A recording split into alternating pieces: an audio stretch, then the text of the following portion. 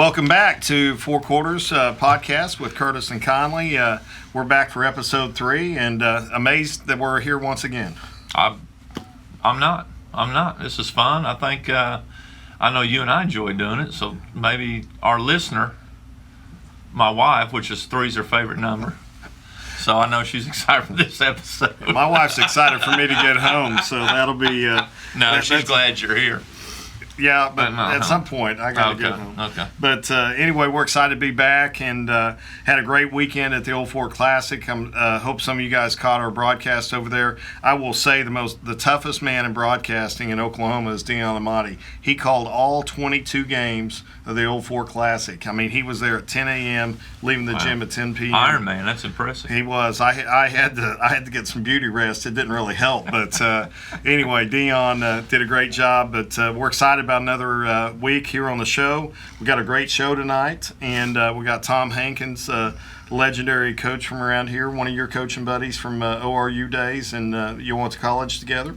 Yeah, we were roommates at Northeastern State, and then we're on the staff together for, I don't know, about 10 years at ORU. So I've known Tom since we were in 8th grade, met at Ken Hayes basketball camp, Oral Roberts University. So looking forward to visiting with Hank. You know, he just got a new gig. He's a head coach of the Fort Wayne Mad Ants, which is the Indiana Pacers G League team. So anxious to visit with him about that. Yeah, he'll be calling us from Orlando, Florida, where they start G League. They got 3 or 4 days of quarantine, 10 days of practice, and then they'll play a 15-game schedule. So we'll get the bubble. We'll get the rundown on all of that. Also joining us tonight will be Brandon Maddox, head coach for the Coweta Tigers, 7th ranked in Class 5A. He got a good week from the East-West splits and the playoff pairings last week. Yeah, they sent Coweta west, which is kind of unusual that they send East Side teams west, but they sent Glenpool and Coweta west on the 5A boys split. And after the first round of voting this week on the OSAA website, on osarankings.com, both Coweta and Glenpool, right now it looks like they will have home regionals. Yeah, that's exciting news for those home fan bases and for those coaches. We'll talk to him about the rest of the schedule, about his playing days at Union, try to get some other facts from him. It should be a good interview for us. But before we jump in and talk to Coach Hankins, get him on the phone, things that caught your attention. We talked about the 6A, we talked about the 5A split, but we also had the 6A split last week. Anything jump out to you there?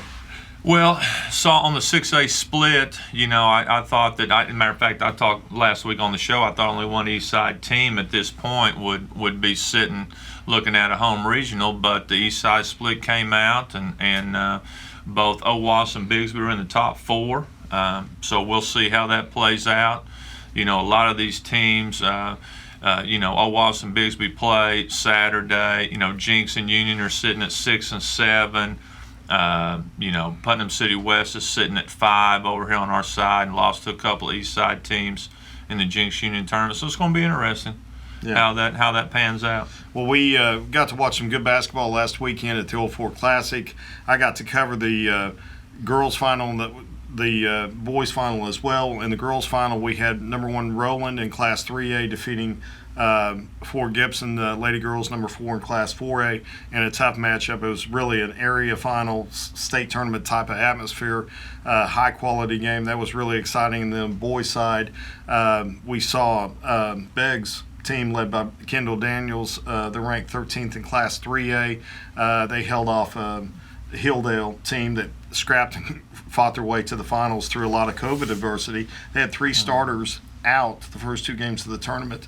They beat the number 1 seed, Oklahoma Union, in the first round and came through to the finals and gave Beggs all they wanted. But we're going to take a quick break right here, and then we're going to be joined with Tom Hankins, friend and coaching legend, here in a few minutes.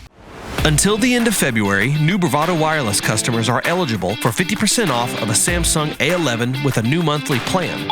And on top of that, your 2nd and 3rd months of service are on us. It doesn't get much better than that. Visit bravadowireless.com for store locations. Restrictions apply. See store for details. Back here with you on Four Quarters Podcast. I'm pleased to be joined tonight by Tom Hankins. He's newly appointed head coach of the Fort Wayne Mad Ants. We'll probably have to get into the naming rights of that team here in a second, but he is G League team for the Indiana Pacers. Tom, thanks for joining us and welcome to our podcast. Appreciate it, fellas. Thanks for having me on. Now, Hank, I've known you since we were 8th graders. We met at Ken Hayes basketball camp. What was that, 1981 or 82?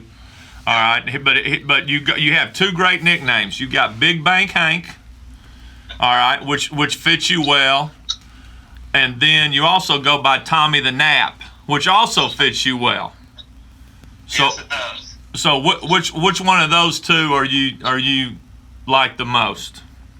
I would have to say Big Bank Hank. That's kind of the one that's seems to be picked up the most by people. Well, let me tell you something. That says it all right there. That's the one I would have gone with, Big Bank Hank. Oh, it's the most appealing. I can tell you that right now. Of a guy searching for a good nickname, I would go with Big Bank Hank all day long. All right, so you're with the Mad Ants. You are, I guess, the last 2 years you were with the Pacers coaching staff, with the workout guy, and now you're the head coach of their G League team, and you just got to Orlando today. You guys are bubbling up and going to play the G League season there. Tell me how that's going to work, please.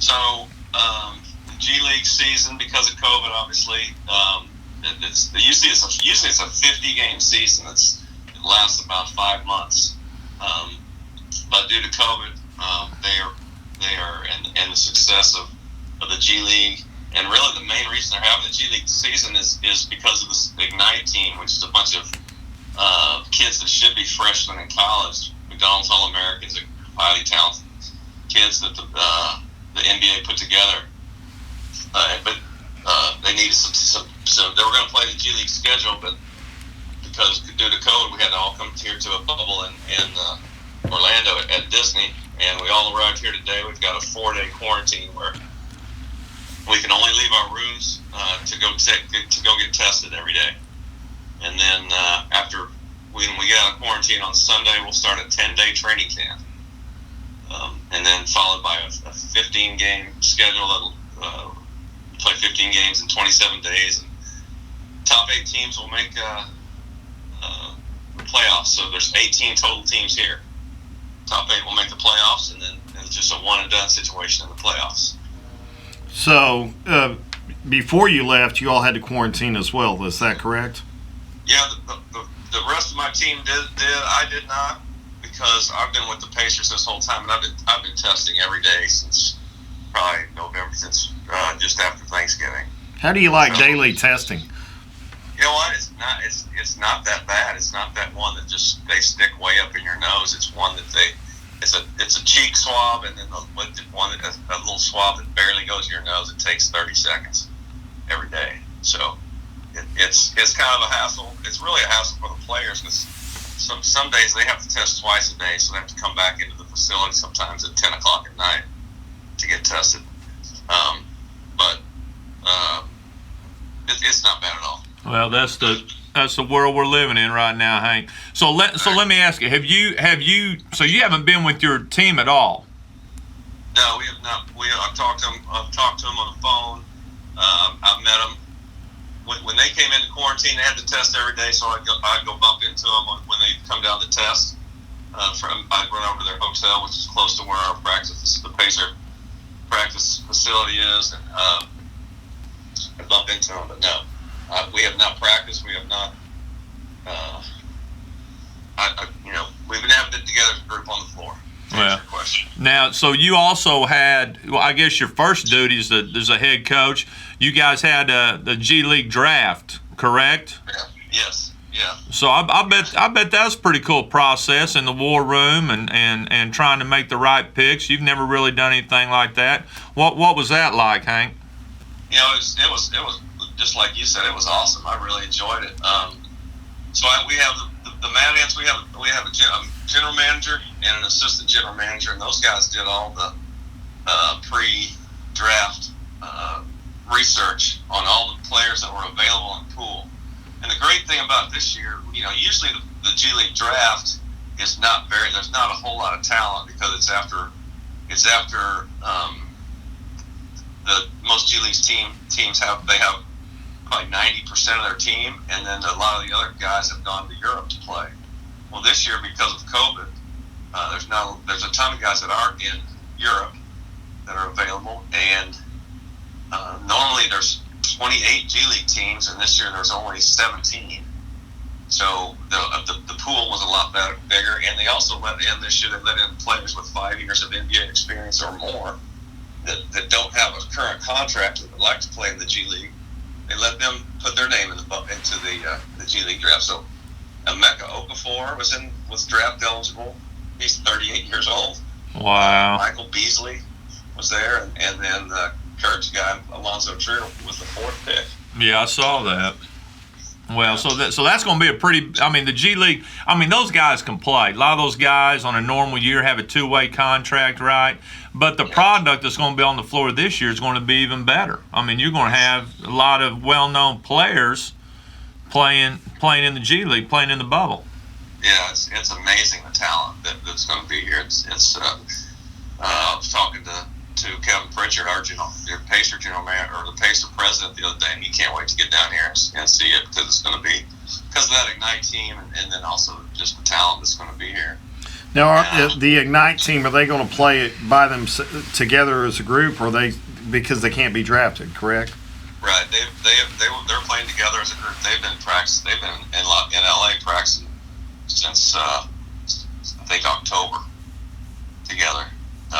So yeah, they're playing together as a group, and just them being here alone is going to bring down every front office in the league to watch. Well, now, Curt, I can't remember the kid's name, but that Elite 14 this year, the last scrimmage we had, they had and Hank, you'll know, they had a big, strong point guard. Yeah. What did he play for? Something international. And I think he signed, Hank, a G League, $300,000 or something like that. You know who I'm talking about? You know that kid, point guard, highly recruited. As a matter of fact, he committed to UCLA. I'm trying to pull their roster up right now. Brian Shaw is coaching them. Oh, is that right? Yeah.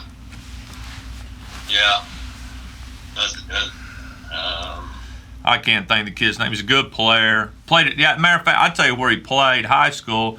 It was Trinity International out of Las Vegas. Yeah, Deshaun Nix. Yeah, Deshaun Nix. Thank you. Deshaun Nix, heck of a player. Yeah, we tussled with him down at the Elite 14 scrimmage in Wichita Falls back during November, a year ago in November. But, well. So give us a little bit of your roster, any local flavor, any kids from Oklahoma that are in the G League or on your team? No, there's no Oklahoma guys. We've got guys from all over. We've got I don't know if Brian Bowen is a pretty good name. Oh yeah. He's the one that Rick Pitino paid his dad $100,000, and Rick Pitino lost his job in Louisville. Yeah. So this is Brian's second year on a 2-way contract with the Pacers, and so I've spent a lot of time working with him last year. Did he play professionally in Australia before the G League, or am I making that up? No, that's right. He was ruled ineligible at Georgia Tech, and so then he transferred to South Carolina and was ruled ineligible there. And so basically the second semester of his freshman year, he got a job in Australia. He's playing on the team with Andrew Bogut in Australia. Wow. And then the Pacers signed him to a 2-way last year. Wow. So he's McDonald's American. And our other 2-way guy this year was a kid named Cassius Stanley, who was a freshman last year at Duke, averaged about 14 a game. Yeah, I remember him. Good player. He's got more Instagram followers than anybody in this studio. He set the vertical jump record for any freshman at Duke, including Zion. Wow, that's impressive right there. Yeah. Well, so Hank, you quarantining for 4 days, then you're starting training camp. Okay, I think we have a lot of coaches that will eventually listen to this. So what I wanted to bring up with, you're coaching NBA guys, Okay, you're going to practice with basically NBA guys or professional basketball players. Excuse me. You've coached at Division I level. You're a head coach at Division II. You've been at high school, junior college. You've been at about every level there is.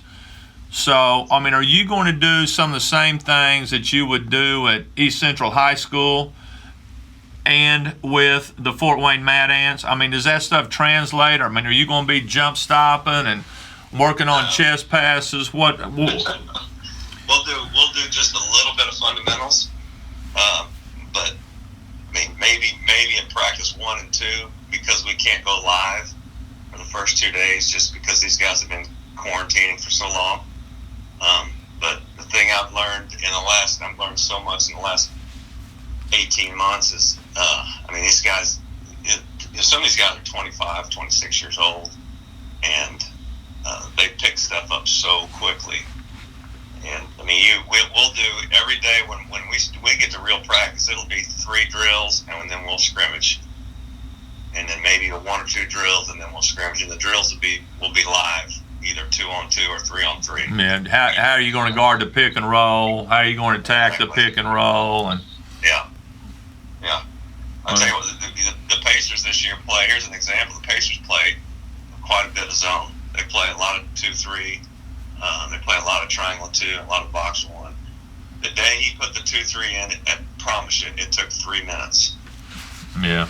Put it in, and those guys knew what they're doing. And there's no repetitions on every day for 2 weeks or for a week. It's the day before a game you put it in, and then you go to it in the game. Yeah, they just have so much experience. They're professionals. That's their job to pay attention and to learn that stuff. And well, it's interesting. I was wanting to ask you about that. Hank, I want to get into your coaching journey, okay? Now, I read the article that the Pacers put out about, you getting a head coaching job with their G League affiliate, okay? And, it talked about your career from GA, Northwest Missouri, and East Central High School, and coming to ORU, and then associate head coach at Southern Illinois, head coach at UCO, making your way into the NBA, and but the story I always like to tell about you, and it wasn't in your bio, okay? Your first job, you're assistant coach, Frank Phipps Junior College in Borger, Texas, for a great coach, Kelly Green, who's now the head coach at Southeastern, okay? And assistant junior college coach, the only assistant, and it doesn't pay anything. And so in the mornings, you're the maintenance guy at the local bank. You're the one that puts the flag up in the morning, all right? And by the way, you don't know anything about maintenance. You don't own a hammer, but anyway, that's another part that we won't talk about. And then, boom, in the afternoon, you're an assistant JUCO coach.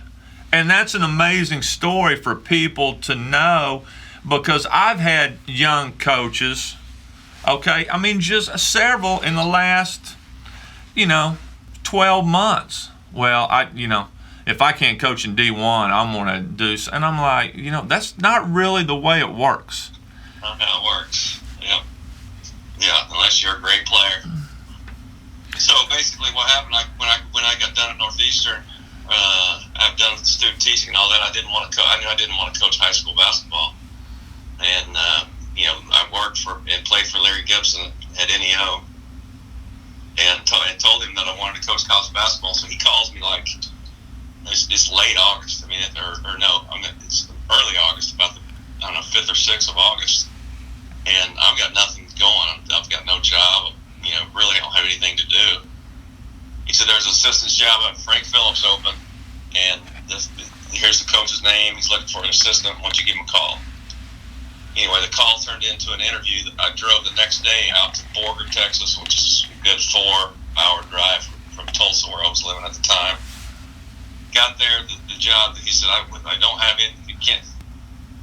I don't have any money, any salary for an assistant, but I'll find you a job and I'll find you a place to live.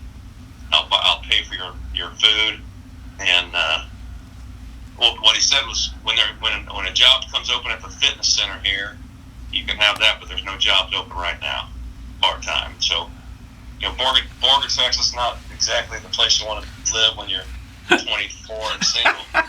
Hey, a great. Just side note about Borger, Texas. I had an employee working out there doing what we do, building cell towers, and he called me from Borger, Texas on the third night and said I quit. He said this is the worst place in America.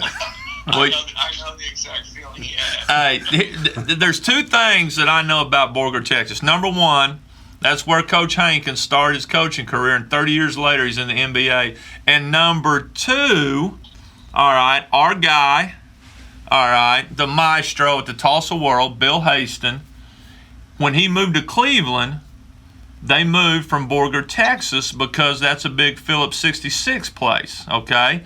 And his dad got transferred to Bartlesville, and they moved to Cleveland way back when. So, but it's just it's an amazing story. And Hank, you worked extremely hard, all right, to get where you're going. I worked with you for several years at Oral Roberts. Hard worker, great coach, great recruiter, X&O guy. You're the whole package. You're the whole package. Now, go ahead. I'm sorry. Oh, I said I appreciate it. Oh, you bet. Now, let's talk about something that you haven't worked hard for. There's a phenomenon called the Hank Bounce. Okay? And for those of you listening that don't know about the Hank Bounce started on the golf course. All right? And if you've ever played with Coach Hankins, like Curt and I have hundreds of times, okay, Hank is able to wheel a ball that is halfway, all right, out of bounds, back in bounds somehow, some way. And we call that a Hank Bounce. And, and the story I want to tell about that is when Kine Brown, when he left Missouri State and came to Oral Roberts, okay, as one of our assistants. He had heard about the Hank Bounce, had heard about the Hank Bounce. And we're playing golf, so I was thinking it's the first time we probably ever played golf with you. And KB and I are looking in the woods for our ball. And he's got one over there, I've got one over there. And he looks at me and he goes, I know what you mean about the Hank Bounce.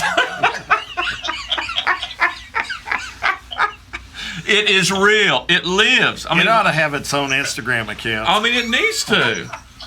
Maybe we can work on that. We'll get the guys here in the studio to create a Twitter account called the Hank Bounce. Let me tell you, that's the latest Hank Bounce. It happened today, as a matter of fact. So we get on a commercial flight, a Southwest flight, to come here, direct flight from Indianapolis to Orlando. One of the assistants that I hired, I met him last year, and we played a ton of golf this summer together. So I introduced him to the Hank Bounce. So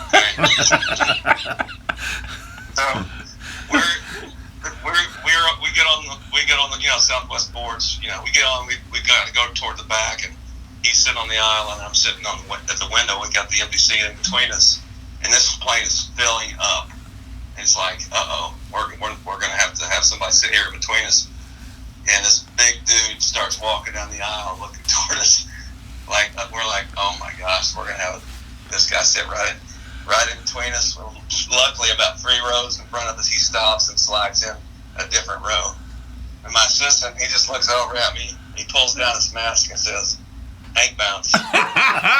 Everybody knows about it.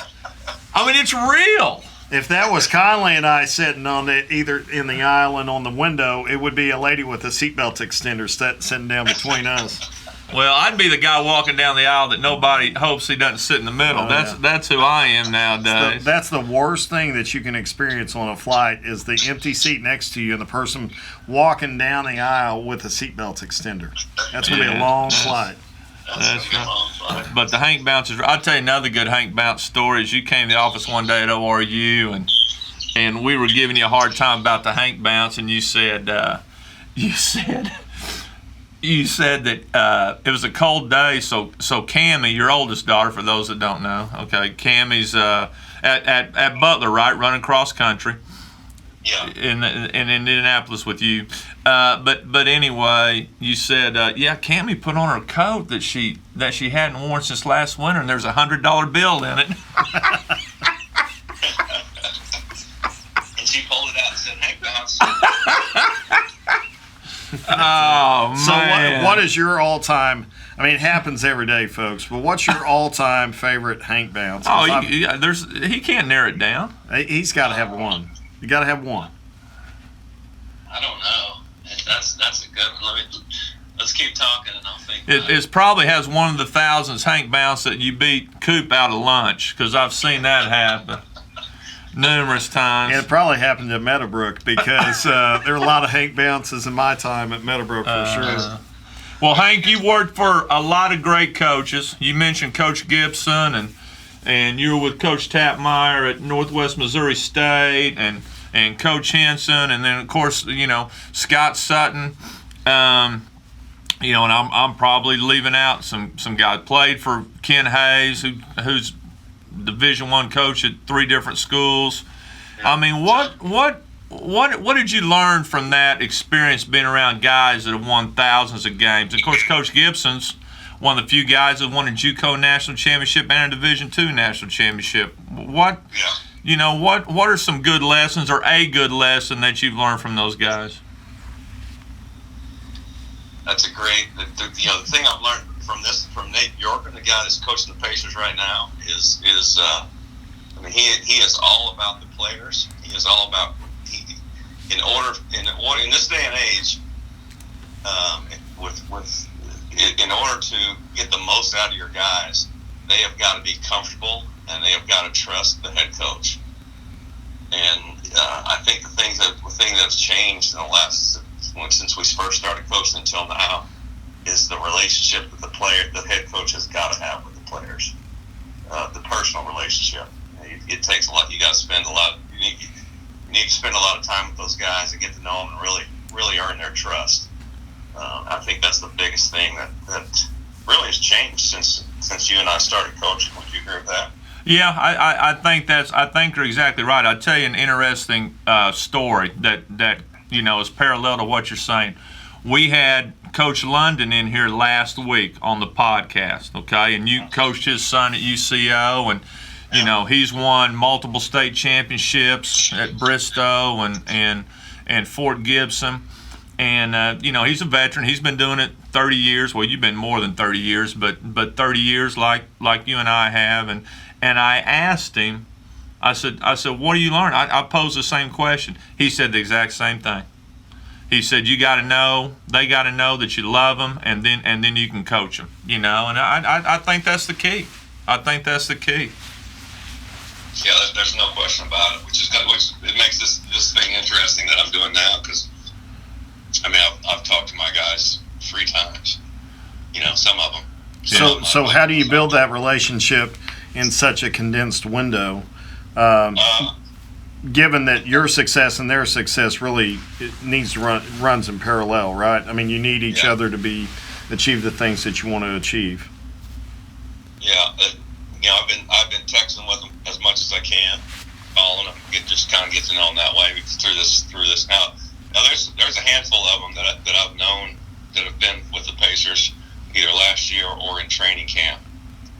So I do have pretty good relationships with those guys, but there's quite a few of them that I've never met before, and then these first 10 days of training camp, I'm just going to sit down. Hopefully, we can sit down, socially distance, and have a meal together, and maybe walk into the gym and back, and I just got to figure out a way.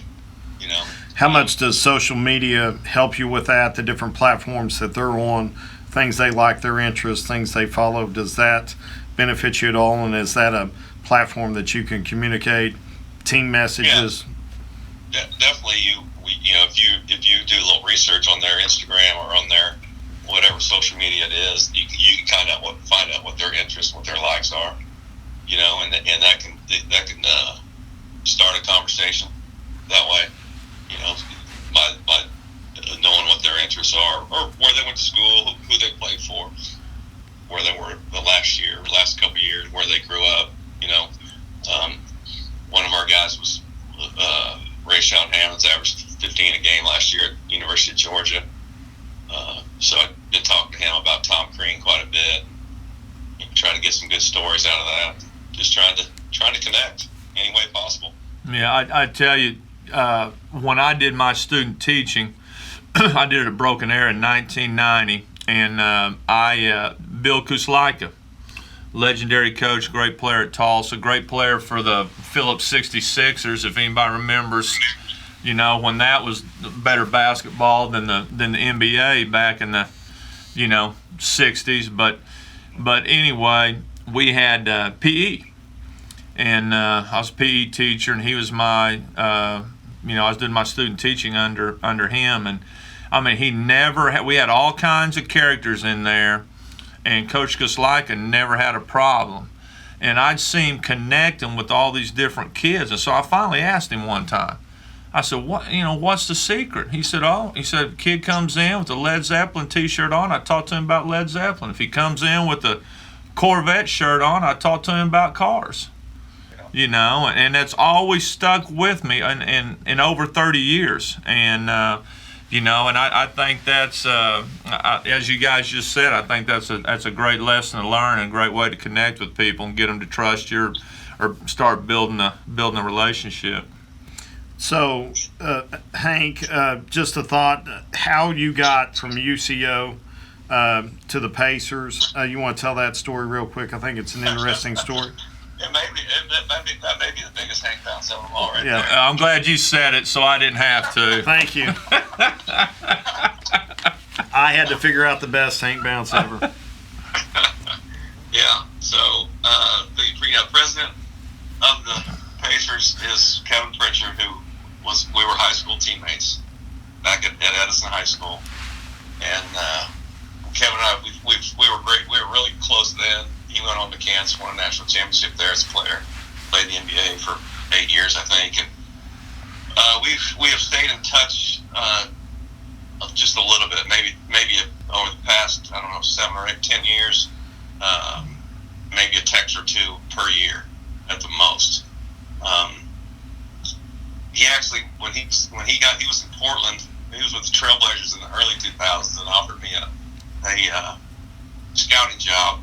At the time, my kids were little, and I was over Roberts, and just didn't. And it was actually a pay cut to go do it, but didn't want to be on the roads, even more. That's 20 nights a month you're on the road type deal. So anyway, this past summer of 2019, I texted him and just because I was at UCO. And in Division II in the summer, you cannot touch your players. You can't work them out. You can't. And so I really have nothing to do. In the UCO's gym, it's not really conducive for camps. So I just reached out to him through a text message and said, hey, is there anything, I'd like to transition to the NBA in the next few years. Can I help you out in any way at all? And this was about June the 20th of that summer. And I had no idea. The NBA draft was 3 days away, and it's probably the worst time you could ever text the general manager or president of an NBA team. But I didn't hear back from him for 4 weeks, and didn't think anything about it. And then in the middle of or late August, or late July, I'm sorry, got a text message from him. Said, would you be interested in a player development job? And of course, I said, heck yeah, I'll do it. And it was a Tuesday that he texted me. And the crazy part about this story is, so he calls me that night and says, I need you to come in here on Friday for an interview with our head coach, and you're going to work out our number 1 draft pick. There's a kid named Goga Patosny from the Republic of Georgia, 7-footer that led the Euro League in block shots as a 19-year-old. Wow. So How much English did he speak? he speaks really good English. He spoke really good English when I got here, which was surprising. But he's been a pro since he was 14 years old. That's a whole other story there, which is very interesting. But anyway, I'm nervous as can be. I get there to the gym. I don't, Kevin's there, but I don't know anybody else. I meet Nate McMillan, who's, I would just remember being a great player back with the Sonics back in the 90s, and kind of get thrown into the fire and start working out COVID with Coach McMillan, and everything's going great, and I think it's going well, working him out, and I hear some noise behind me. Well, the weight room is like right behind the gym that I was working at. It looks onto the court. I turn around, and Larry Bird is on the treadmill about 15 feet away, watching me work this kid out. Wow. And I froze. I almost froze up. I was like, holy smokes, there's Larry Bird. Anyway, everything ended up going well, and KP offered me the job, and the rest, I guess, was history. Wow, that's neat. And I don't know if you remember this story, but I think you told me this story. So, and this was obviously the end of Larry Bird's career, but Kevin actually was on the Celtics with Larry Bird, correct? Yeah. Okay. And you told me the story that one time after practice, all right, that Larry Bird challenged Kevin to a horse game for their paychecks. Yeah. So they were down there. I guess they would shoot around after practice quite a bit, the two of them. And this was probably mid-90s, before direct deposit for your paycheck. So, twice a month on payday, they would have to hand deliver the paychecks to the players, and the players would have to sign for them just to prove that they had personally received their checks. So they're down there just playing horse, and this guy comes down and delivers their checks to them. So they just set him down on the bench, and Larry's just halfway joking around. Hey, let's play the next game for paychecks. And Kevin's like looking at him like, no, and he tells him, no way, I'm not playing you for paycheck, because he could never beat him. He could never beat Larry one-on-one. Doesn't matter if Larry Bird would never shoot trick shots or anything. But if you shot a trick shot and made it, he would shoot the same shot and make it.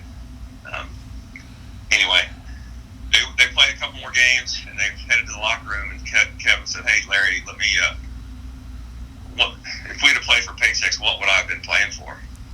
And so he hands him his check, and he opens it up. It was a check for $750,000. Every 2 weeks. Yeah, every 2 weeks. And Kevin's was like a $8,000 check. Okay. So the funny part of the story is they go in the locker room, and at the top of their lockers they have a little cubby hole where you put your car keys or whatever, your change or wallet or whatever during practice. He said Larry slid his check up there, and he said there was 3 or 4 other ones. He said he hadn't been to the bank in a couple of months. He had like $3 million for those checks. I love that story. Yeah. Hey, now let's stay on the talk on great players. So you saw the tweet that Upshaw sent you and I that Jimmy Trammell tweeted out last night about the old 3-on-3 tournaments. Oh yeah. Yeah. So Tom Hankins, Conley, Phipps, Steve Upshaw went to many a 3-on-3 tournament, and we played under the name Fletch, which I know will bring a smile to a lot of people's faces. And we did better than we should have, Big Bank Hank. We raked in some hardware back in the day. Yep. Yep. We had lots of fun. Avoided some fights. Came pretty close to them, but somehow we weaseled our way out of it. I'll never forget over at Sapulpa, you took a charge from Mo Nelson. That was one of the all. That was one of the all. We need Upshaw on here to tell that story. That was an all timer. All right, now I want to go to Northeastern. Okay, you and I were roommates for a couple years, and you know, you were a great point guard, and by the way, for those people listening, Coach Hankins was the greatest white dunker I've ever seen.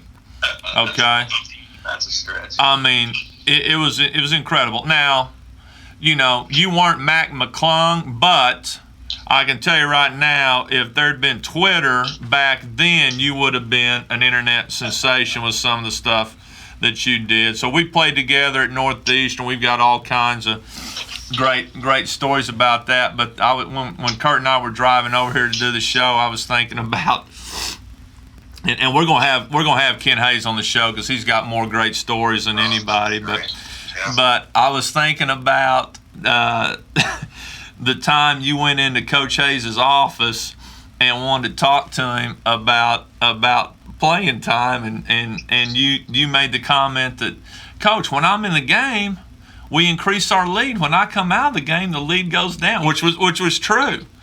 And he told you, Tommy, I love you, but I can't play you.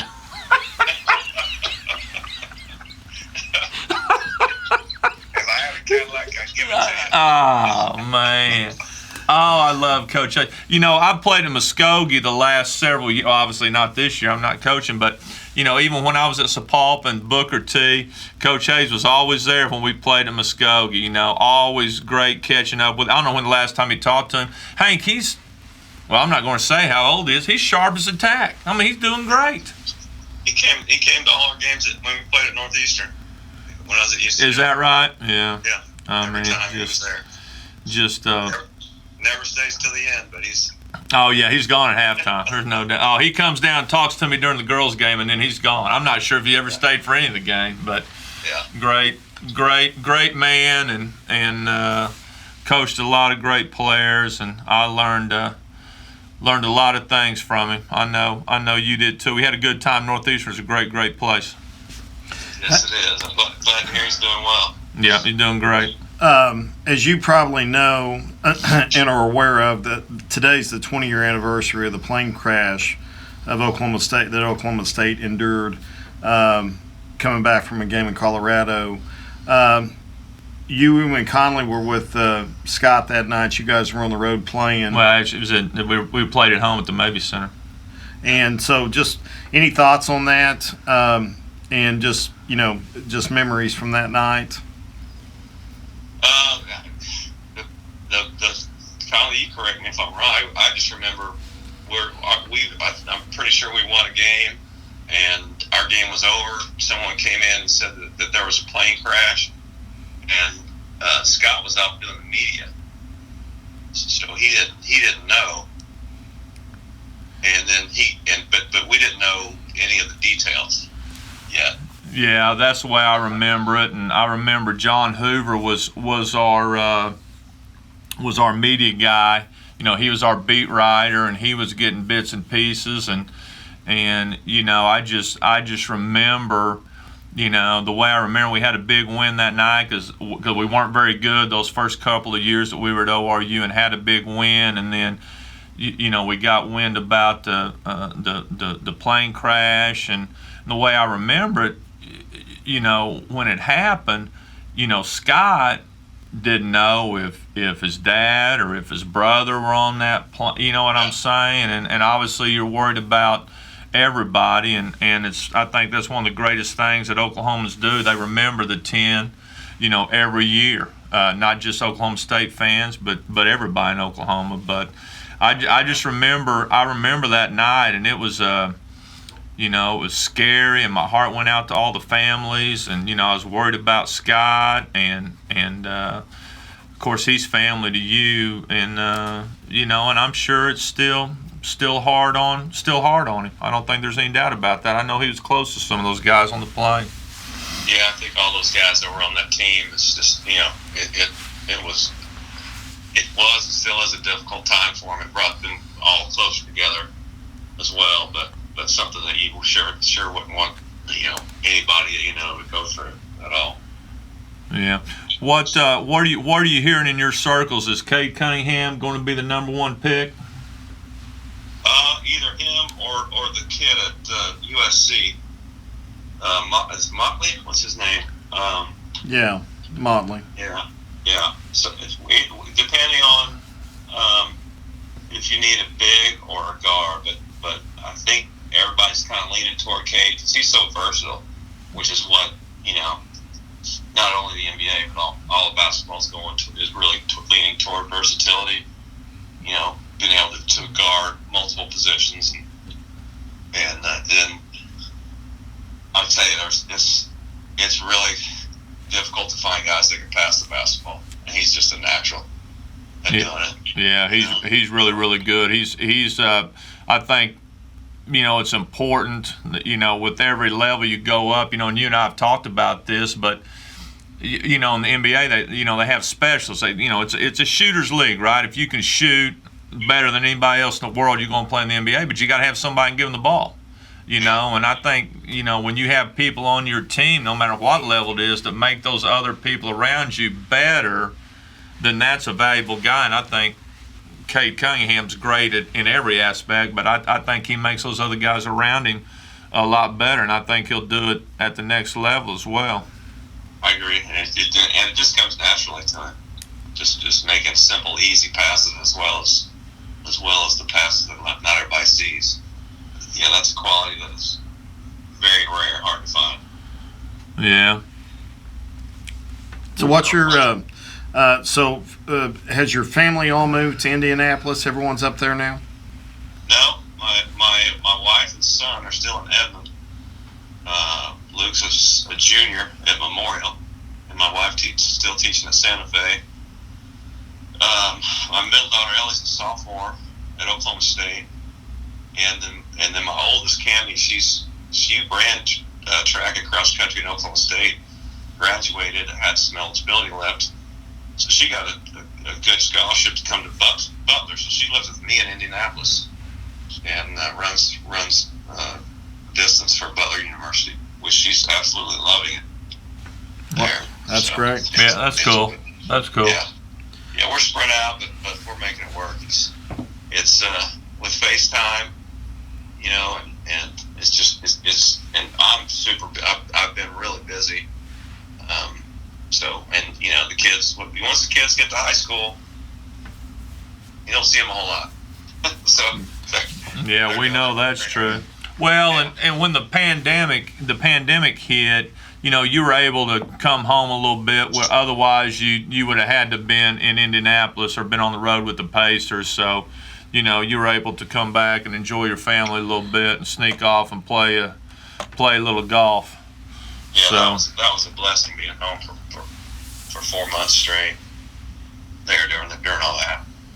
Yeah, we had some good golf matches. Okay, I'm gonna put you on the spot. I don't want you to pull any punches. I want you to tell me what you think. Straight up, day in, day out. Would you rather have Coop as a partner or me as a partner? Come on, give it to me. Don't sugarcoat it. If you want Coop, that's fine. I just want to know. Why would you ask that question? Well, because people want to know. That's what we do on this podcast. There are exactly two people who want to know, Hank. It's Conley and it's Curt. I would rather have you because there's nothing more fun than beating Curt. You love that, and you know what? Hey, it's usually Coop and I against you, and whoever, because you guys like to compete against each other and all the time. And I can't tell you how many times I've heard Coop say, especially after a legendary Hank bounce, "Oh, I hate losing to Hank. I hate losing to Hank." And that's why I want him on the other team. That's awesome. Motivation. Well, Coach Hankins, man, I'm proud of you. Good luck in the bubble. your career, you keep going and going and going. I admire that, man. I admire that. I appreciate it. Just like we talked about, I've been pretty fortunate to especially this gig here. I mean, it's not easy to get to coach a professional basketball team in anywhere. So, man, it's going to be a lot of fun. So I'm super excited, and I've learned a lot. I'm going to continue to learn and meet more people. But yeah, thank you guys for having me on. It's been a lot of fun. Really enjoyed it catching up with you guys. Well, we'll be pulling for you and watching. We'll be able to catch some of those games on NBA TV, I believe, and so we'll try to watch you, and we'll let people know in advance how you're on our podcast weekly how your team's doing. So hopefully the Maddox will be on NBA TV. Yeah, it'll be good. Now, you and I have done some hard time in Fort Wayne during our Summit League days. It's probably a little bit better when you roll through Fort Wayne now that you're coaching the Mad Ants than when you. Yeah, there's another Hank bounce for you. So I don't have to go to Fort Wayne at all the whole year. Oh, of course, I should have known.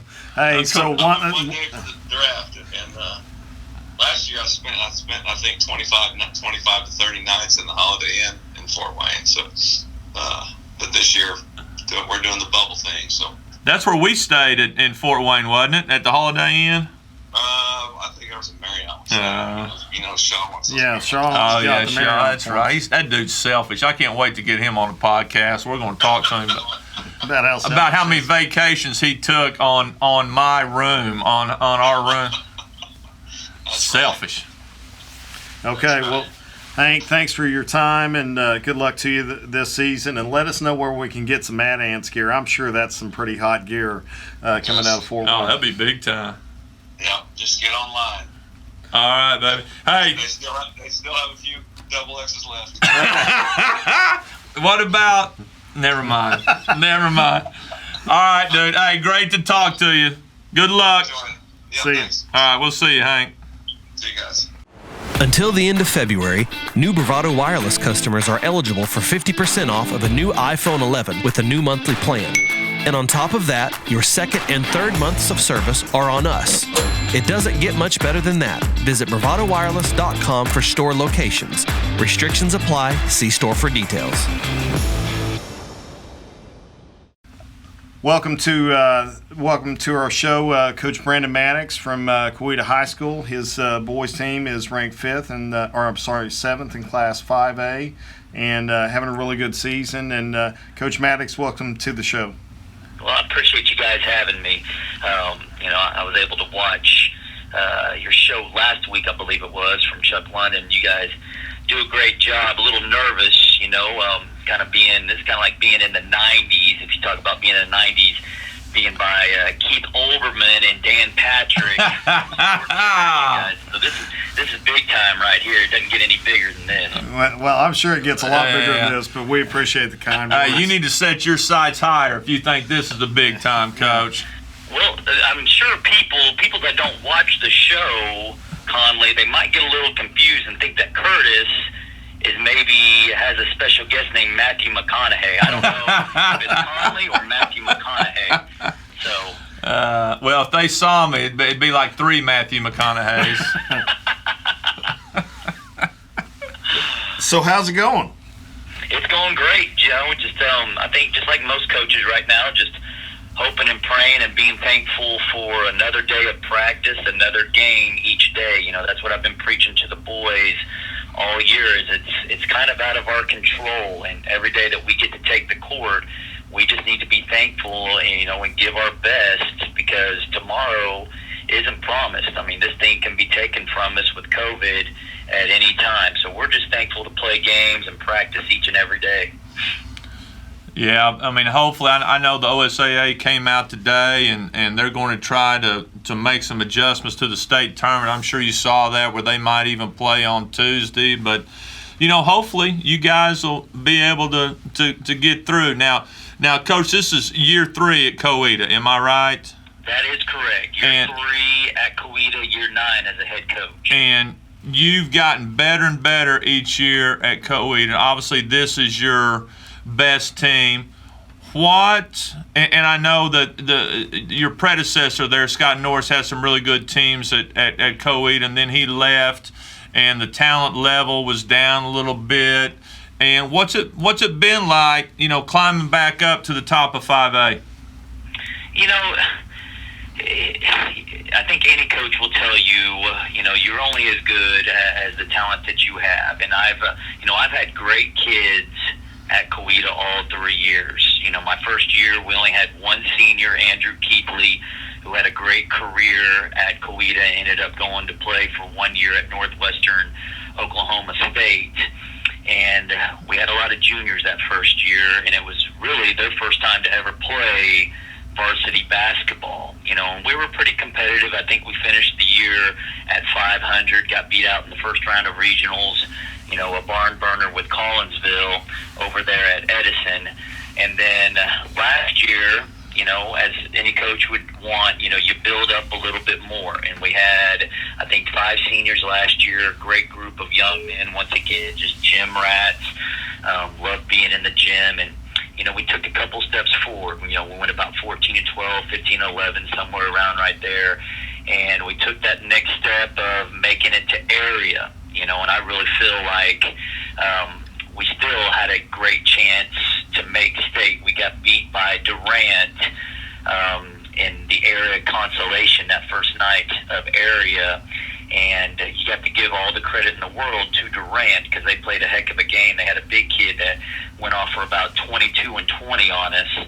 But we didn't play our best game of the year. And, of course, that's, disheartening for any coach whenever, it's that big of a game and your team and your coaching staff just doesn't give its best effort. And that's what I kind of felt like that. And then going on this year, and I told a lot of people, this would be the best team that I've had at Coweta. I've got a great group of 6 seniors, a lot of program kids that I love to coach, program kids, guys that I say that have waited till their senior year. And now, they're taking advantage of that opportunity. But I've also got some young cats that are thrown in the mix, especially a couple little guards, sophomores, that's, really are motor and getting us going. But, we started off the year pretty slow. Grove came into our place, and, I'd like to say they upset us. But once again, give them all the credit in the world.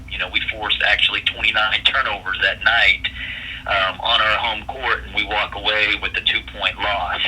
So that was a little disheartening, but bounced back, got a win in game number 2, and then went on about a 6-game run where we were playing some excellent basketball. I know Curtis had the chance to watch us over there in the Fort Gibson Festival, and we went on a 6-game stretch where we were just, it's like we had 5 Conley Phipps out there. We were just stroking it from 3-point range, and we went a few games where, it just seemed like we couldn't miss. And you know how it is, shooting, when you're shooting the basketball really well, it covers up a lot of other mistakes. And, we were still making mistakes, and especially with the way that the year has gone, we got quarantined early in December, and we missed 3 games at the Inola tournament, and then had to reschedule our game at Glenpool. So I just kind of made an executive decision that, to limit our contact tracing, we're going to have a set varsity roster, set JV, and set freshman roster, and we're going to do our darndest to not let those kids be in the gym or in the weight room or in the locker room at the same time. So if one kid got sick or something like that, tested positive, it wouldn't affect the whole program. So we did that, and it's been, beyond other stuff, it's been weird because, I've always been a big practice guy, and I have loosened the reins with this group more than I ever have, and maybe I've made a mistake my whole coaching career, tightening the reins too much, but we haven't practiced over an hour. I laugh around with some of my other coaching buddies and say we've done shell drill about twice, in the year of 2021 so far. And I mean, it's just been crazy, but we just have been backing off and backing off. But these kids have just been great. I mean, they've just been making plays, at the right time. Now we've hit a little speed bump here in this past week. We went to McLean last week, and it was the first time that we've actually faced man-to-man defense in probably 7 games. And our kids, I mean, they walked out there, and it was a little bit more pressure than they were used to as far as man-to-man goes. And we kind of looked like we hadn't touched a basketball in about 3 weeks.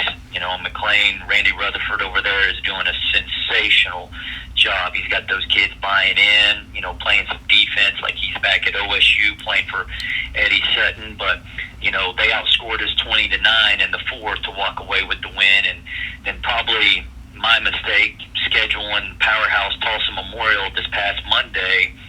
We go over there and we start off pretty well, but then the Chargers settled in and kind of gave us a little haymaker right on the chin and walked away with the big dub. But, we had a great day of practice today, looking to bounce back at Skytook on Friday night. Did I say that right? Some people say Skytook, some people say Skytook. I don't know. Skytook. I lived there for 12 years. It's Skytook. Skytook. Okay, Yep. There you go. So we visit them on Friday. So we're looking to get back on the right track, especially for this last week before seedings go in. Well, I tell you, and I haven't seen you play, and Curt told me, he was raving about your team. And so I'm looking forward to watching you guys play. And, you've been doing this a long time, and we all have, but those games like going to McLean and seeing a different look, and then you go play at Memorial. That tradition, they've got another good team. That's just going to help you down the road, and Agree. You know that. Well, let me jump in here and say this. So, I was looking at the 5A split. And really, until yesterday, I had no idea that they sent you guys in Glenpool to the West. Yeah, my AD came to me about a week ago, and of course Mike Whaley emailed him and said, what would your boys team think about going west? And my initial reaction was like, no way in the world. But he said, just look at it, tell me what you think, and then we'll send them a final decision. And after actually breaking it down, of course, everybody wants to host a regional. That's kind of your first goal, the playoffs. Right. And I think right now, we would be the 3 seed on the west side, where we would probably be about the 5th seed on the east. So, I think the boys would love to host a regional. Now, we still got some work to do. We got to take care of business these next 3 games to solidify that. But, in the long run, I think going west was probably a smarter move for us this year. Yeah, because I was telling Curt when we were driving over here, when I got the split and I looked at it, I'm like, holy cow, the East is loaded on this, on the rankings. Those top 12 seeds, Conley, I mean, it is thick. It is thick. Yeah, it's going to be a battle over there on the East. Yeah, I don't know as much about the West. I'm sure there's, just about as many good teams, but I know firsthand that the East is loaded. Yeah. Well, Carl Albert and Lawton Mack are obviously the top 2 teams, probably over there, maybe top two or 3 teams in the state. They're going to be really, really good. But, I think there's more depth from what I've seen and what I know on the east side than the west side. Yeah, Sure. Coach, let me ask you this question. So they sent you west, and like you said, right now the split, the coaches vote. I mean, if you guys played regional this weekend, Coweta would have a home regional. But anyway, you're going to be playing teams probably for the first time since you've been at Coweta in the playoffs that you're unfamiliar with. Would that be a true statement? So you think that's a positive? You think that's a negative? You think it doesn't matter? Here's the way I look at it, Conley. If it's the first time that we faced them, then it's the first time that they faced us as well. And I've always been a guy that if you give me 3 to 4 days to prepare for you, we're going to be ready. And like I said, I love the kids that I have this year. I know they're going to be up for any challenge. And the other deal is, it's kind of like my senior year, playing at Union. We were facing Sepulpa to go to state, and we had pretty much hammered them twice. And to beat a team for a third time is extremely hard. And I'm not saying that we would face somebody on the East, for a third time and have already beaten them twice. But if that's the case, that's tough. Just the odds are against you. So, I love playing new personnel. It's kind of like summer. You love to go to those team camps away and play teams that you're not going to play during the regular season. And anybody can get film on anybody nowadays with Huddle and, text messages, email, and all that stuff. So, we'll be prepared, as I'm sure our opponent will be prepared for us. But, I just think it's going to be fun. Yeah, and like we talked about earlier, hopefully you guys will get to see it through this year. So you brought up two things in the last little bit of the conversation here that I want to lump them together and ask you about. So you talked about having programmed kids at Coweta, and then you talked about being a player at Union, and that's also, your longtime Rudy Garcia assistant there too before you went on to be a head coach the last 9 years. I want to ask you about Coach Garcia. The guy has averaged 20 wins or more for the last 6 years. Okay?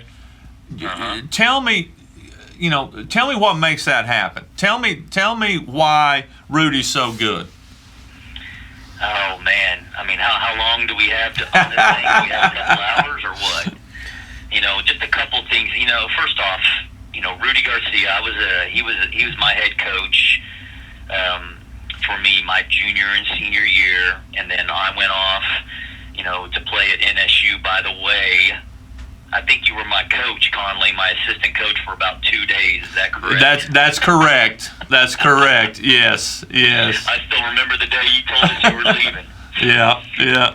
But then whenever I was done with college and everything, I was actually doing my student teaching under Michael Davis there at Stillwater High School.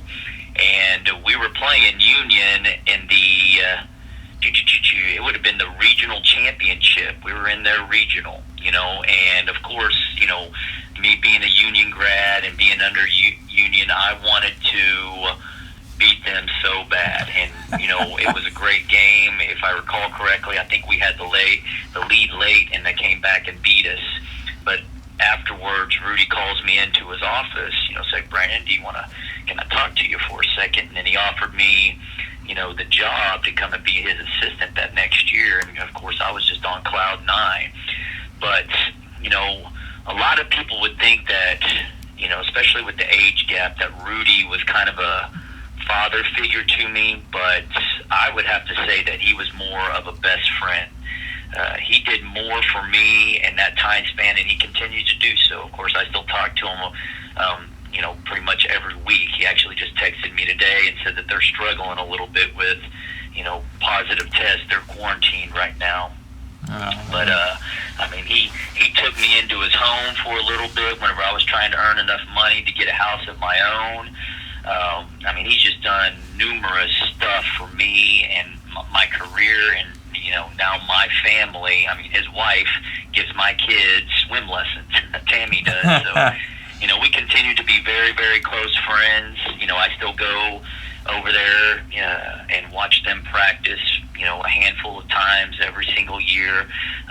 Steve Gary's still over there coaching for him, who I played with in high school. And then, of course, Mark Ritter's his other assistant, who is the younger brother of Kevin Ritter, who was our other teammate as well. So, just still kind of a tight-knit family. But one of the best things that Rudy does that I know for sure, and it's tough, especially in high school, for high school coaches, is he delegates so well with his assistant coaches. Now, you've got to have a lot of trust in your assistant coaches to do that. And he's had, some assistant coaches that have gone on to be, head coaches, myself, Kevin Ritter, some other guys, and Steve Geary. If he ever decides to get out, he could be a heck of a head coach as well. But I have never seen anybody give his assistant coaches so much freedom to coach. And, that's something that I'm still working on as a head coach. Sometimes I feel like I need to, or I want to do everything. But, Rudy's just a very humble guy, to say the least, and he lets his guys coach. Another thing that he does extremely well, is he holds his kids accountable. A lot of people, he's kind of got that famous stand down at the end of the baseline and just staring at referees, and people think that he's, just tough as nails and eats nails for breakfast, but he's got the biggest heart. But he holds his players accountable, He shows them that he loves them, but he holds them accountable, and he's a great defensive mind. I mean, we probably used to spend about 45 minutes to an hour each day doing defensive drills. He's really big about the defensive end. And, we've also had a lot of talent, in the 11 years that I was there at Union. I mean, you talk about some kids that came through the program, most notably Clint Stewart from our 2004 state championship team. The 2012 state championship team was a big group of seniors with J.C. Hartzler and those guys that went undefeated, and you just talk about a joy to coach. But, Rudy, he's something else, especially in today's game, today's world. To be somewhere as long as he has been is just unbelievable, because it seems like you get somewhere for about 10 years now, and, it's time to leave. But that guy is just stuck with it, and he just continues to win each and every year, like you said, Conley. Well, it's amazing, and the guy's if there was such a thing, he's a first ballot Hall of Famer. You know what I'm saying? I mean, it's incredible what he's been able to do at Union. He's got another good team, this year fighting for the Frontier Valley Championship, and still scratching and clawing, trying to get a home regional. So, hopefully, that's what stinks about COVID. You're in the running for a home regional, and you're in quarantine, and you don't get to play these last 3 games before, the final split vote, and, that can hurt you. But, I have a lot of respect for him. Went up against him when I was at Sapulpa, and then, of course, Booker T, and just watched him from afar before that, and just phenomenal job, phenomenal program, and just very, very impressive. Coach Maddox, let's go back to. I want to ask you a question. Okay. You were at Hall for 6 years. I was at Hall for 6 years. Okay. From 2012 to 18. Okay. So and those 6 years, you guys were in the SPC. All 6 of those years, is that correct?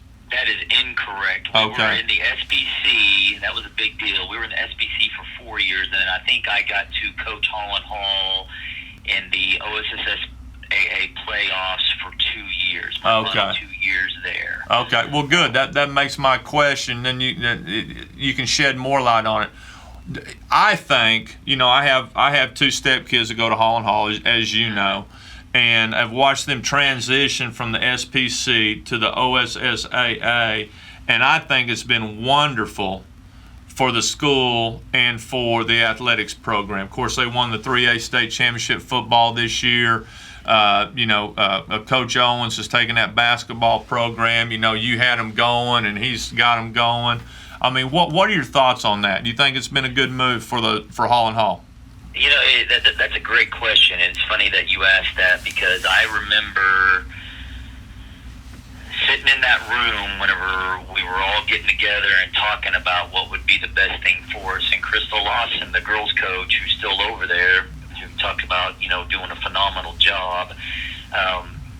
We just talked how, basketball-wise, we didn't want to.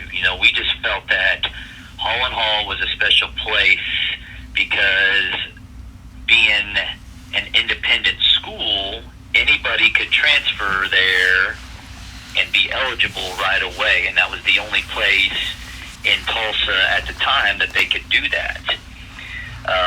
But the athletic director, Steve Hildebrand, just kept, getting in our ear and telling us, guys, just trust me, this is going to be the best move for us. We're going to get a lot more publicity with the paper, etc., and kids are still going to want to come here. And Crystal and I were nervous, and obviously we didn't have the final say in everything, and they ended up going to OSSAA. But, yeah, if you look what Teddy's doing with those guys right now, I mean, back-to-back state tournaments. They've got another great team right now. As you mentioned, they won the state championship in football. They're pretty much competitive year in and year out in just about every single sport. And it turned out, Steve Hildebrand knew what he was talking about. It was a great move. Kids still want to go there, because it's such a highly academic school. Plus, they also know that, they're going to get, play sports and have a chance to win a championship now. Yeah, I agree. Just as an outsider looking in, I agree with what you just said. I was just interested in what you thought. I think it's been good from a publicity standpoint. I think there's a lot of just average sport fans that are now keeping up with Hall and Hall because they're in the OSSAA and they're making waves and winning championships. And I was just interested to see what you thought, because I knew that, when they were thinking about doing it, there were some people, and probably a lot of alumni, probably all the alumni, that didn't want to do that, because change is hard. But I think I agree with you. I think it's been a great move. Now, let me ask you one more thing, and then Kurt's got some things he wants to talk about here. And I've talked to Coach Garcia about this at length. Okay? In 5A and 6A, okay, you have football districts, you have baseball districts, all right, but in basketball, all right, we have a ranking system because there are no districts. Now, the 3 years I was at Booker T, let me tell you a couple of ranking stories, okay? The year that we won the state championship in 2019, okay, there was one school on the west side of the state for 9 weeks never put us in the top 20, not one time. Okay? Last year, Coach Maddox, the East-West split on the final split vote on the east side, all right, there were 2 of the 15 other coaches that voted us second on our side of the state and put a team ahead of us that we had beat twice before those final split rankings came out. Okay? So I say that to say this. What about districts for 5A and 6A basketball? Yes, you're going to have to travel, but it takes the human aspect out of it. What do you think? Oh, brother, it's funny that you asked this question, because I think this has been a topic of discussion with me and some of my coaching buddies the last week. And, I would love, and I've been saying it for years, please put us in districts. Yeah. It solves a lot of stuff. Just as you mentioned right there. And I've heard other stories. I think it happened to Crystal Lawson one year whenever I was at Hall and Hall. I think I remember her telling me a story where some coaches got together and they can kind of influence where you might be and who they might play just by where they rank you. And that's just not fair. And then you get some coaches who don't even rank all through, throughout the year, and of course they're punished through that. But it's a very inconsistent process that I think the OSSAA needs to look at. And yes, we might have to travel a little bit, but you're talking about maybe 1 or 2 trips. That's fine. Districts, in my opinion, take it for what it's worth, I think would be the best thing for 5A and 6A basketball. And I was always told, Conley, it was because the conferences made too much money, and I don't know if that has something to do with it.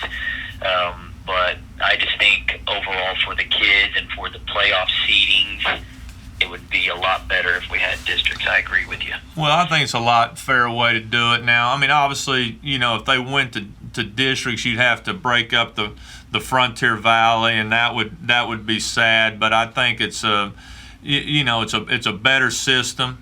To get teams to the playoffs. And I know, and Coach Garcia and I talked about this. I mean, nobody wants to go to Ponca City on a Tuesday night. I understand that. Nobody wants to go to Oklahoma City on a Tuesday night. But, if it's the most fair way to do it, then it's the most fair way to do it. So I just want to get your take on that. No, I think districts would be, and to go back with what you're saying, even if you did break it up, if you got an 18 district, that's 7 games, home and home, 14. Maybe you don't play in 3 tournaments. Maybe you just do some more home and homes that year, and you keep those rivalries alive. I think there's a lot of things that you can do. So, speaking about schedules and playing games, we got to play in Texas in a couple of tournaments down there, and it was amazing. Their seasons started earlier. We were playing teams in Texas that, like at the Hoop Fest, at the end of a weekend after Thanksgiving, these teams had played 5-6 games. They were 6-0, been playing since late October. It's unbelievable. Coach Maddox, we'd go down there. We played the Friday and Saturday after Thanksgiving down at the Hoop Fest. Yeah. And every year I would talk to the opposing coach because we're always playing Texas schools. Well, Coach, how are you doing? Like, well, we're 9-1. It's our first game. They're 9-1. Hey, Texas has got it figured out. I don't know if you've heard about what they've done. Their state association tried to limit the amount of games they could play. Texas high school teams, they're playing 35, 36, 37 games in a regular season. All right. Well, they passed the rule. Well, they didn't write the rule good enough, and there's a loophole. So what they do in Texas, they will play a tournament, but in that tournament, they will play 6 games. And it's like an AAU. They'll have 2 games on Thursday, 2 games on Friday, 2 games on Saturday. It's unbelievable. Yeah, when I coached the Oklahoma City Storm, we went down back-to-back weekends, and we came out of that 12-0.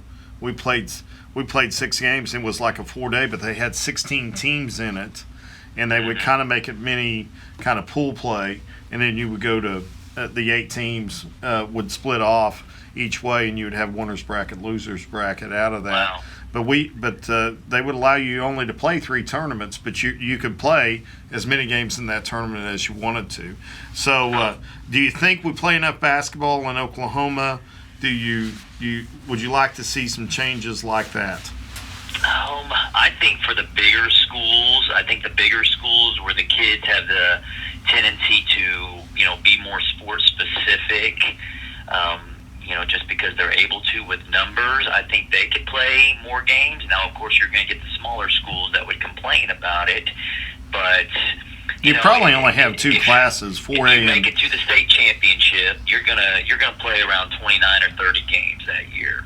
I know the kids would love to play a lot more, but with football, you guys see it being feasible with football going so late, into November or December, numbers wise, or do you just go to battle with the kids that you have at that time? Well, that's an interesting point because those teams we're playing in Texas, those are the larger schools. So I'm not sure how the smaller schools do. But Coach, when you start practice October 1, Yep. and you don't play till what's the first day anybody can play? November 15th. Now they let you scrimmage 6 times, but that's a big gap, But I don't know. It's interesting. I guess if you had a good team, you'd like to play more games. If you're bad team, if you're not, minimize those. Well, let me tell you this. We're kind of talk about being sandwiched in the middle of states. You talk about Texas getting it right and knowing what they're doing. I've got a buddy, Alan Hibbler, who I'm sure you guys I know Coach Hibbler. City and everything. He's up at Baxter Springs in southeast Kansas, and he tells me about the rules that they have as far as practice and games go, and I'm just like, oh my goodness, that's the Jayhawk State, and that's what they're doing with basketball. Thank goodness I'm not up there. Yeah, I've heard about that. They're pretty strict and limit when they can start practicing, and I mean, you know, because it's at least in Oklahoma, you know, you can spend time with your kids year round if you know, if that kid chooses not to play multiple sports. But you know, it's interesting. I'm sure, you know, there's no right or wrong. Just got to do the best you can with what you got. Right. We've been a long time. We appreciate your time. I want to end with kind of one thought. You talked about Holland Hall and your days there in Union, and how special that program is. What attracted you to Coweta? What makes it a special place? And what are you looking forward to, not only through the remainder of the season, but your coming years? You know, you guys brought up the job that Scott Norris had done at Coweta in the time, you know, before I was there. You know, taking them to, I think it was 2 or 3 state tournaments in the 4 previous years that I was there. So Coweta was starting to kind of put their footprint on 5A basketball, you know. So whenever the opportunity came to, you know, go interview for that job and then ultimately accept it, I mean, it was just, you know, and Scott would just tell you, it's a great place to work. It's a great place to work. And I could not agree more. Coweta has just been spectacular to me. You know, I've sat here and I've bragged about the young men that I've had the opportunity to coach, you know, in the 3 years so far. But, you know, as far as going to work every day and administration, you know, they just support you so much. You know, I would say the same thing as Scott Norris. You know, if someone was to ever take my place, I would highly recommend Coweta to anybody. You know, it's a great sports town. You know, it's not too far from Tulsa, you know, so if you know, you needed to get games there or anything like that. But Coweta has just been spectacular, you know, and I've been pretty fortunate so far in my young coaching career. I say young, and I've been doing it for 21 years now. But, you know, of course, starting off at Union and then going to a special private school in Holland Hall, and then going to a little bit more of a country school in Coweta. I've kind of, you know, seen it all. But, you know, I'm very, very happy where I'm at right now. And the biggest reason for that is just the young men that I get to coach each and every day. You know, their attitude and effort, just a great group of kids, especially that I have this year. Well, good deal. Well, we wish you the best of luck the rest of the way. We'll be pulling for you and looking out for your many successes. Okay. I just have one question before we leave. You know, whenever I was at Holland Hall, we used to always go over to the Cleveland tournament, and you know, there's a statue out there in front of their new arena. You know, I believe, who was it, Steve Owens? No, it was Billy Vessels. Billy Vessels. Billy Vessels. Okay, that's right there. Billy Vessels. And I used to always wonder, every time I would walk up those stairs, I would wonder, when are they going to put the statue of Conley Phipps up over that? And maybe it's over by the old gym. I don't know. Well, hey, let me tell you something, Coach. I have that same thought every day. When are they going to do that? Now, here's the other deal, is I saw a statue of Curtis, but it wasn't outside the gym. Yeah. If I remember correctly, it was inside by the vending machine. Yeah, there you go. That's right. Now here's a great. The next time you go into that gym, you will find his name, Steve Upshaw's name, and my name and his dad's name sitting side by side at half court on the front row. There you go. I paid for them, but that's okay. I donated the chairs, but we're there. But I've got a seat if I ever go back. Yeah. So. There you go. Well, hey guys, thanks for having me on. You know, every morning that I head out to school, I got about a 25-minute drive from Bigsby to Coweta every single day, and for about the last 2 years, I listen to a basketball podcast. I think, Curtis, I told you about this before Gibson Festival. It's called the Basketball Podcast by Basketball Immersion. A gentleman, a former coach named Chris Oliver, does spectacular stuff. You know, I highly recommend it to any coach that might listen to this to, you know, look it up on Spotify or Pandora or whatever you use to find your podcast. But, you know, I just appreciate you guys letting me on tonight. I could talk basketball with anybody, you know, for days on days, but to talk to two legends like you guys for about 30 minutes has just been spectacular. I'm legendary for all the wrong reasons, though, but that's okay. I find myself, I'm like Forrest Gump. Like, how did he end up there? That's kind of... Last story before I let you go. I know it's getting late. My wife's probably wondering where in the world I'm at, but I remember I'm at Hall and Hall, and we go over to the Bishop Kelly tournament, and this is when Conley just took the job at Sepulpa, so he's getting, you know, into high school coaching, I believe, for the first time. Is that correct? Well, my first job, I was a head coach at Cleveland at 24. That's right. I remember hearing that. Okay, yeah. But anyway, you're coaching in the first round over there, coaching your Sepulpa boys in the first round of the Bishop Kelly tournament, and I walk by you and I say, Conley, if you try to keep this up, bud, you're not going to live to see 60. I mean, you talk about a fireball. Holy moly. I remember that. I remember that. Well, That's why we're doing podcasts now. We're trying to get him to 60. No. I chilled out as I got older, Coach Maddox, a little bit. Yeah, that's what happens. Yeah. I'm not going to agree with that statement. So. Anyway, hey, best of luck to you. Thanks for your time, and we appreciate you. Good to talk to you, Coach. Good luck, babe. All right, guys. Thank you very much. Have a good evening. See you. Whether your roads are dirt, paved, or if you're blazing new trails, the roads we travel lead to all of our most cherished places and people. Bravado Wireless strives to keep you connected wherever the roads may take you. We are the leader in wireless mobility and connection in Oklahoma and across the nation. We carry some of the market's top cell phone brands, fast, reliable home internet, and even greater customer service. Locally owned and operated right here in eastern Oklahoma. So whatever roads you travel, Bravado Wireless has them covered. We are Bravado Wireless, and we believe in the power of connection.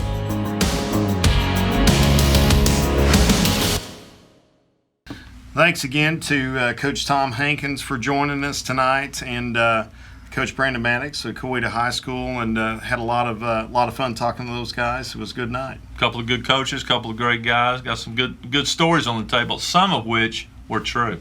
Yeah, which you're not always going to find here. But we appreciate you guys tuning in. We want to see you back next week, and we'll have another couple of good guests on, and another great time here on the Four Quarters with Curt and Conley. This podcast is brought to you by Bravado Wireless. We believe in the power of connection.